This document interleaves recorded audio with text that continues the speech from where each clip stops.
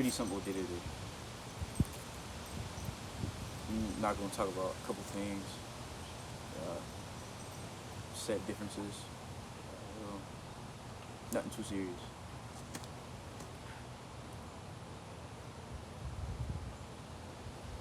What I came to see is the main problem that we face is agreement. We can't agree on one thing that causes us to be divided. Being divided does not cause diversity, it causes anguish, arguments, disagreements. But as I sit here and I talk to you, the one thing that we so-called agree on is the understanding of creation. And what I mean by that is everything that we use is created by somebody else. It's somebody's not only dream, but their thought process. What I have on my body right now, somebody created. What I'm using to communicate with you is somebody who made that, who it was their dream to create something. The thing that's behind me, somebody created that. Everything on this planet that's not on this earth, that is man-made, is somebody's dream to the point where they went out to create it, to use it in a different light than just funds. They used it because that's what they like. That's what they wanted to do. That's what they wanted to give the world. So as I speak to you, there's a couple of things I want to give to the world, but it's not just my words, because words hold no power if you're not known. And I see that. I've been hated. I've been loved. I've been a lot of things. But I'm not here just to change. I'm here to speak.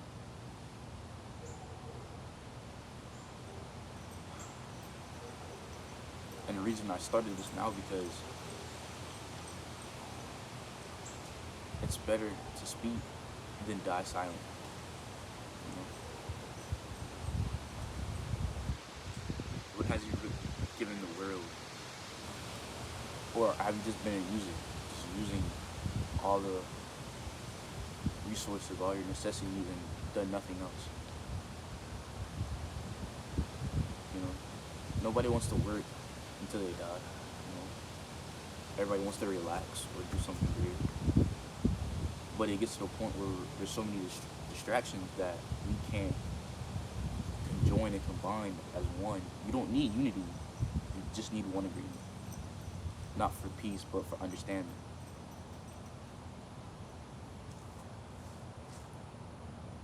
Might be the most hardest thing to really accomplish. That's why I say the human mind is the most greatest power.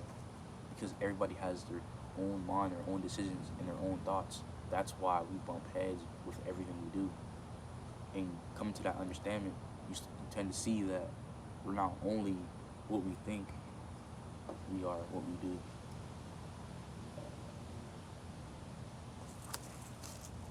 So I feel like back in our minds, we tend to get nervous, get anxious, start to overthink what we can do. So it gets to the point where, do you truly understand what you're here for? Or are you just living day by day? And there's nothing wrong with living day by day. But if you want more, at least try. Don't say you want more and then do nothing about it. One of the greatest powers of the human mind is opinions, is thoughts. Being able to say what you want, maybe get backlash, but still being heard. The one thing all humans hate is not being heard. Your soul could be so scorned to the point where you say you don't care, but you truly do.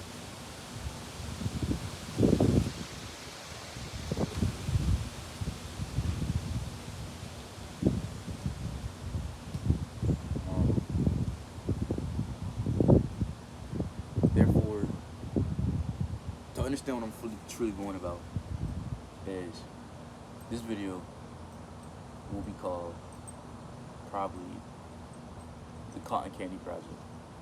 And you will understand that later on.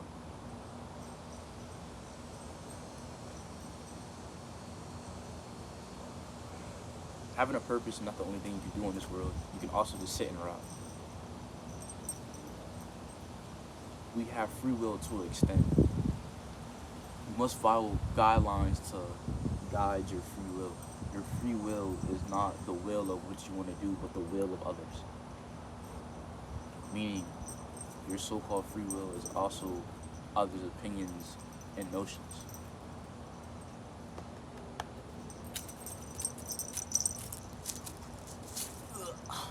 This big boy right here. This man right here, this is the only creature that truly has free will.